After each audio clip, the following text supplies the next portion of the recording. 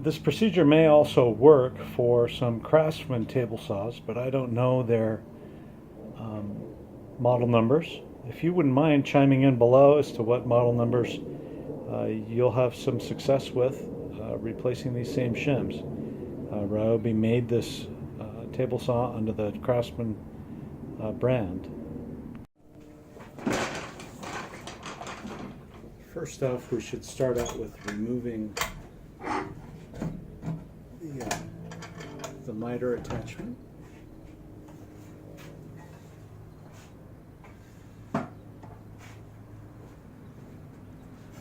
Then, of course, removing your table saw blade.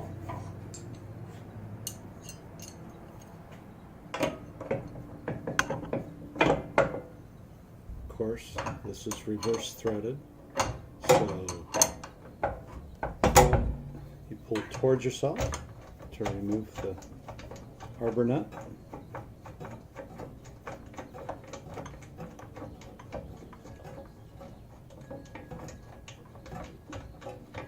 I just have a 7-inch cheap circular saw blade on here, really thin kerf. It seems to help conserve material.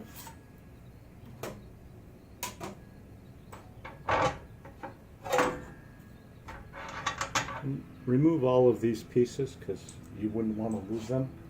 I always set them on the saw in the order that they're removed. Now we can remove the fence itself. Set it aside.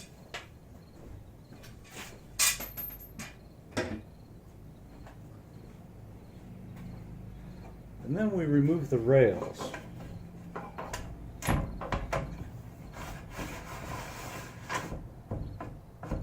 And you know, before you remove your rail, you should probably label each rail as to what side the connectors go to, or you know,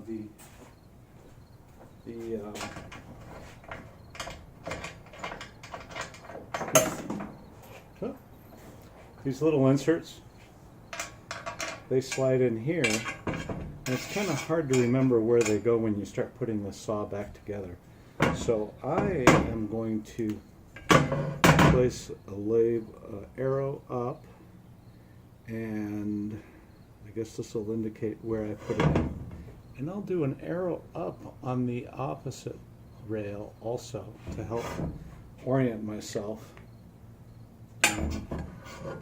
when I put it back together, so I can put it back together.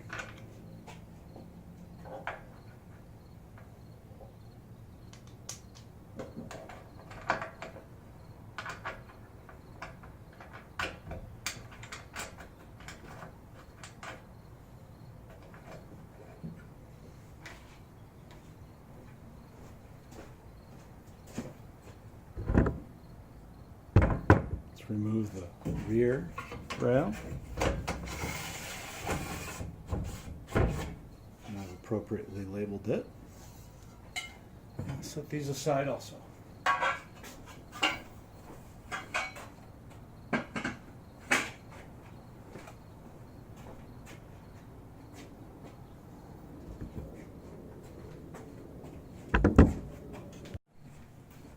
Now you can take off the left panel. It just drops out.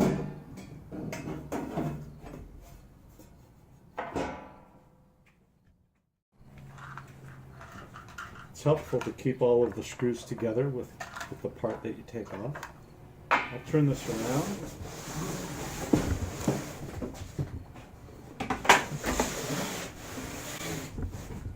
Similarly, there's 6 screws over here.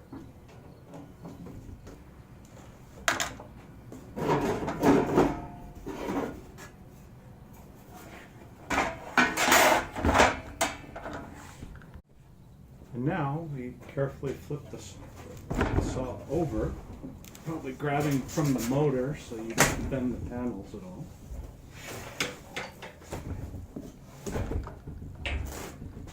And I found that taking off the back panel here avoids having to mess with all of the controls here. No need to take that apart. I take off the back panel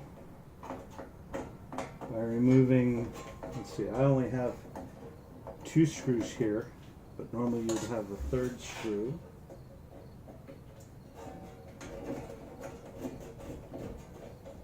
In this spot here, which I don't have. I'll place the screws here on the panel itself. And now I have clear access to, I don't know what they call this panel.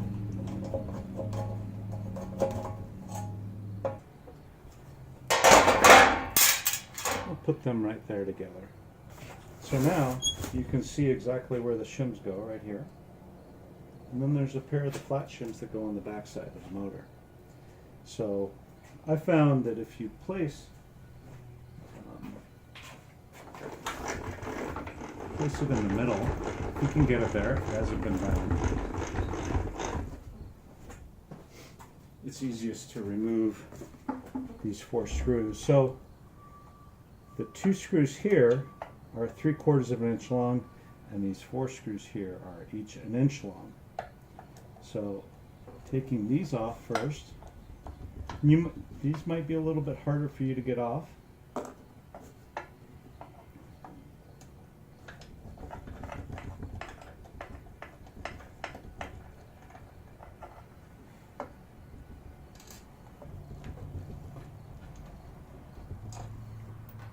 So there we go.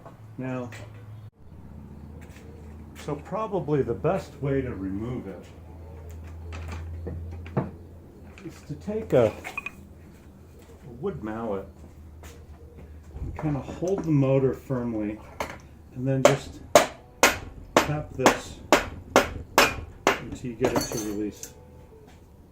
And of course, everything falls out, whatever's left. You might not have the shims, as I have here.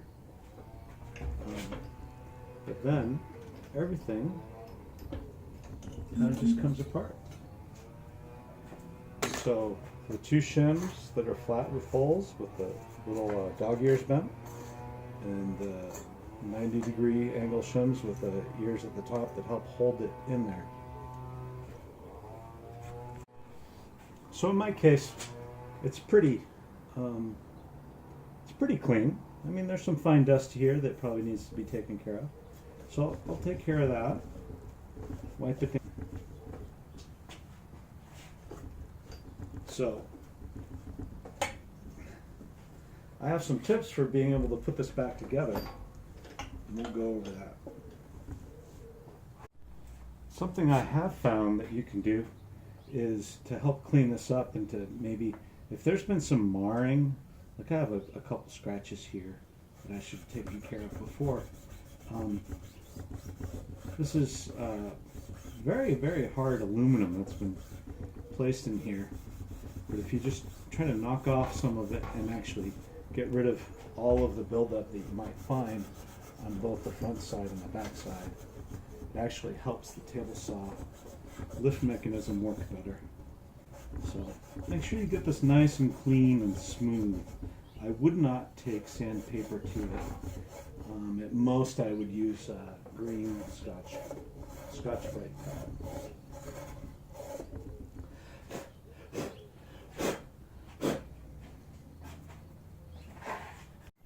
You know, some say that you should replace these belts while you're in here. You know, I really don't think it's that tough to get to this part of the saw, and with my helpful tips, I don't think that it's that hard to get the saw back together. It just takes a little bit of patience. While you have your table saw apart, you should probably take the opportunity to try to blow out as much fine dust that you might find here amongst the motor.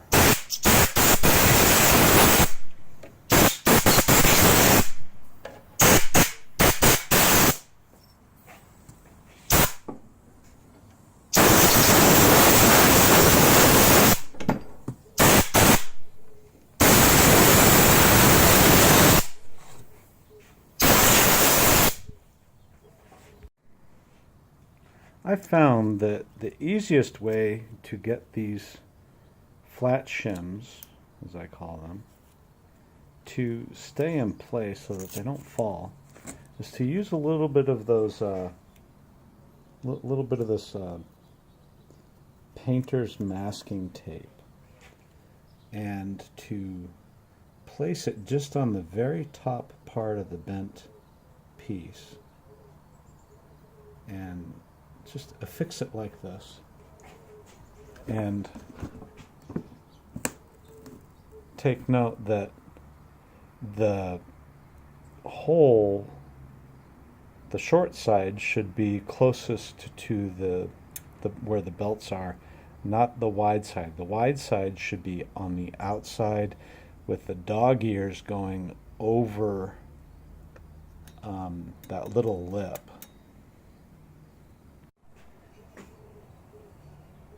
You also probably want to try to get rid of any kind of buildup that you find in these angles here along this bracket. Just get it nice and clean. And you might find some gunk on the inside of where the bearing needs to go. So make sure you just take maybe a little bit of steel wool or some emery cloth and just get this really clean. You know, carburetor cleaner also works, or even some WD-40. Some WD-40 will work wonders to getting that clean. So yeah, make sure that that gets nice and clean. So likewise, when you place these shims, just like the flat shims that are right here have a short and a fat side, the fat side needs to go to the outside. These angled shims get placed in this bracket such that this side here is the short side, this is the wide side.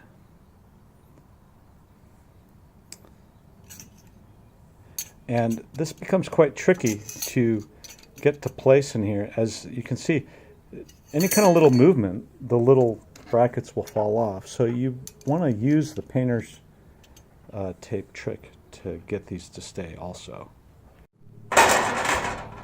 Okay, so let's try this again with both painter's tape on top and bottom to hold it a little bit stiffer without them flopping around so much.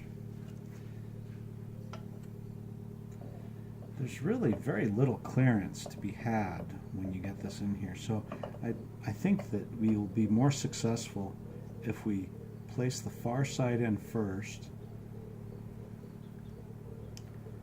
and then try to align it a little bit so we have the, there we go, kind of trying to keep it pressed together.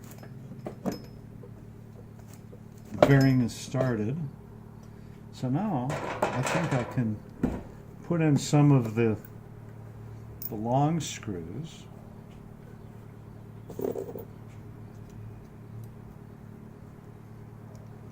Get them started. Be careful not to actually, in case the flat shims have shifted, to make sure that you're not going to actually puncture them or mar them in any way. Get some of this tape out of the way. All you want to do is get them started so that the bracket won't fall. And once you start feeling a little bit of resistance, stop. That's about as tight as you want it to start, because you might want to, you still probably need to get it aligned a little bit more. So is that going through the right way? Yes, it is. I can feel it pulling a little bit.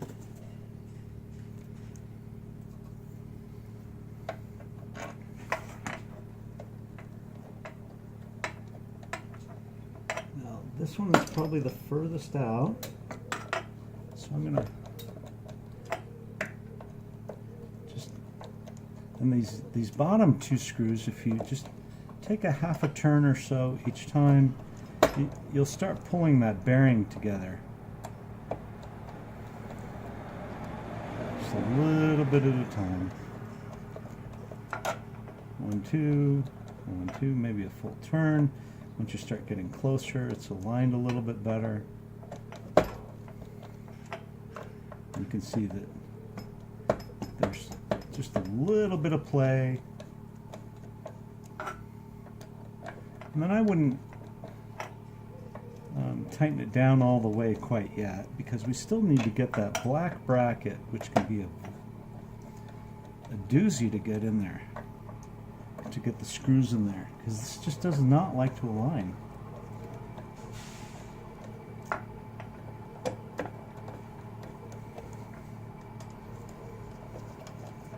And then these, they just can kind of go in until you feel them getting tight. And so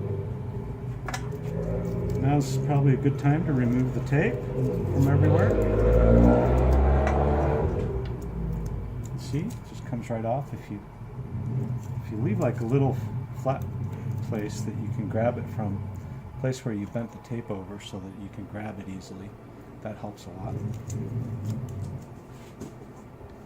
So now the bracket is in there mostly. It's not all the way tightened down, but there's these 3/4 inch screws here that need to go through here and attach to that black plate.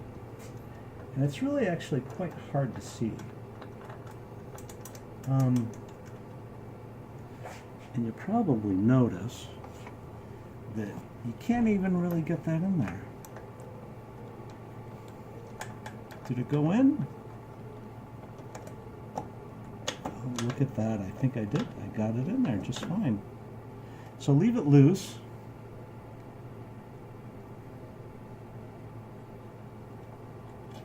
And then try to get the other one in.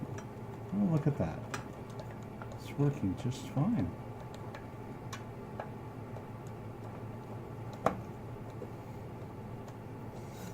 So just tighten it down.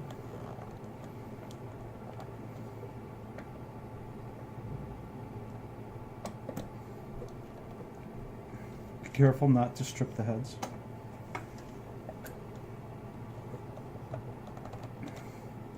Tighten these down all the way. Of course, after double checking that your flat shims aren't in the way or bound or not in there properly. I think that's good to go. I don't think it needs to be much. You know, while you have it apart, it might be a good idea to just place just a little bit of I'm using a little bit of lithium grease right down in here at the pivot point for your bevel. Just jam it down in there. Mine's squeaky, so just getting a little bit of grease down in there will help. There are a couple spots where I might put a little bit of grease, lithium grease. That would be right here at this shaft here. Try to get some in here, and then maybe even loosen this nut up here. It's a nylock, but to put some grease in that pivot area right in here.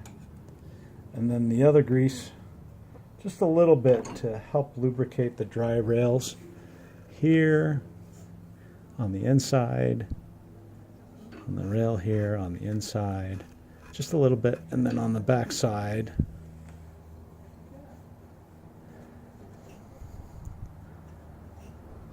That's about it. Oh.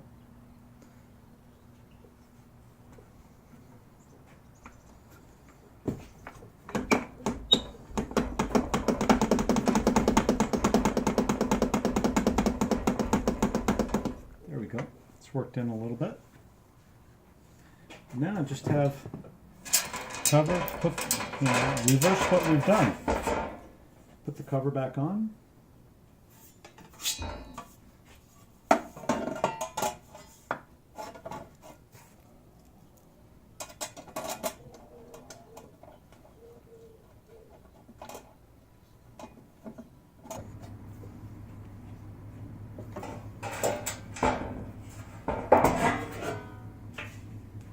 On the back plate.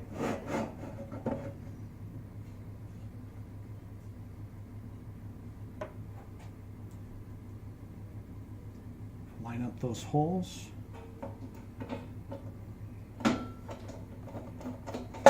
Start one screw. See, feel just tighten a little bit. Leave it loose so that you can get it aligned. Get the other screw in. Tighten it down. Should really find the screw that I have missing that goes over here, but it doesn't really matter. Mostly it's not what aligns the saw. It's the plate, the I don't know what they call this main plate. But that's what mainly does the alignment, the rails in this main plate.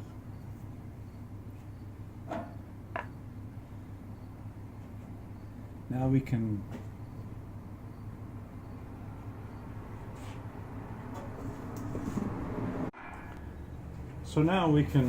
proceed to put on the side plate, the one without the cord. So now we just turn this table saw around so I can show you the other side.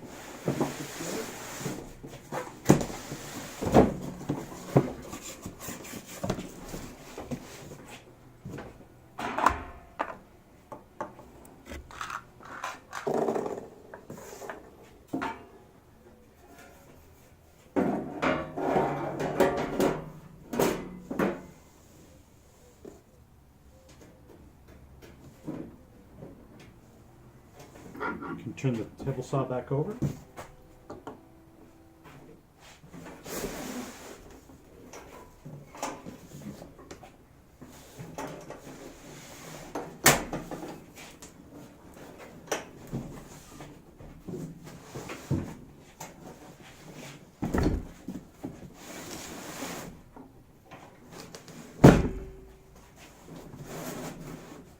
Place the rails back on. But it certainly helps to know if you know how to put them back on. Little arrow pointing up really helps.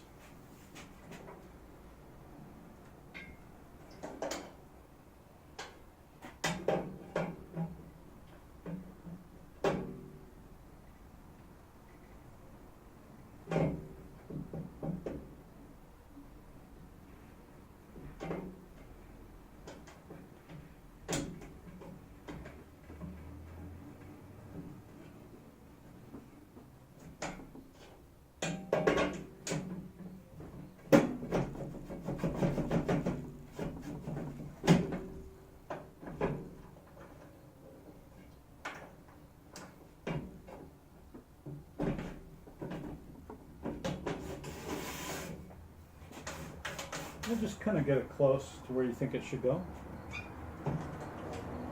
You'll have to go through an alignment procedure after you're done, but you should be good to go.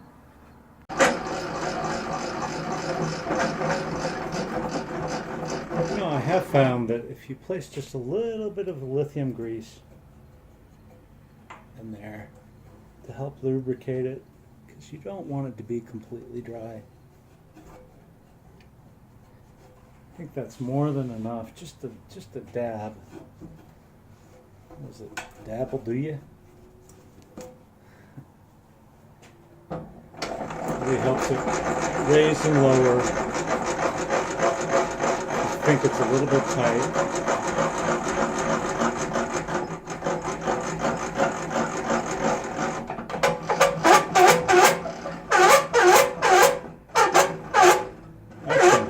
Squeaking. I don't know where that's coming from. I don't think it's the arbor or the bracket.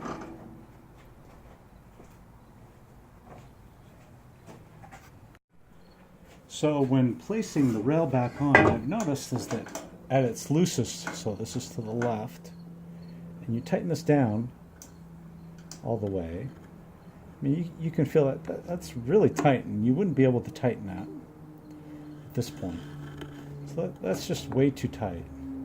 So I've noticed that you back off a quarter turn, and then this rail even though fiddly, you can get it back on fairly easily. This, of course, depends on how clean it is. So you want to clean it up beforehand. This last one, same thing. Pull the lever to the left, tighten this down, back off a quarter turn, and then it should just slip right in there.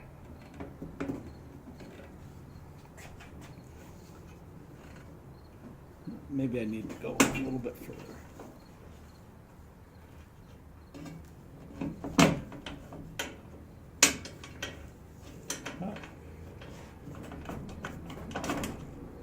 Yeah. So these levers should tighten up as you just pull them down, and they should be like this, and they should be tight, 90-degree angle to the rail. So then, after placing just a little bit of grease on the rails and in those key points that I mentioned earlier, the saw lowers very nicely.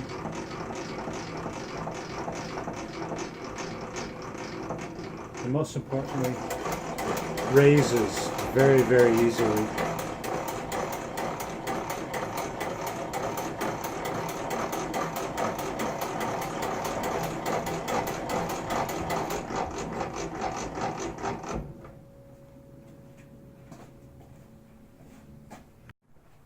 So of course now you can finish putting your saw back together.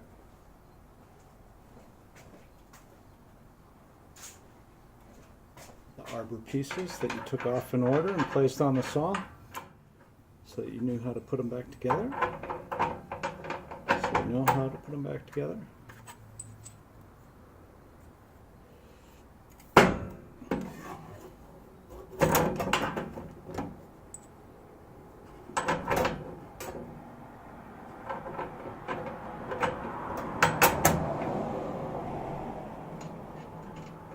Of course, this is a reverse thread.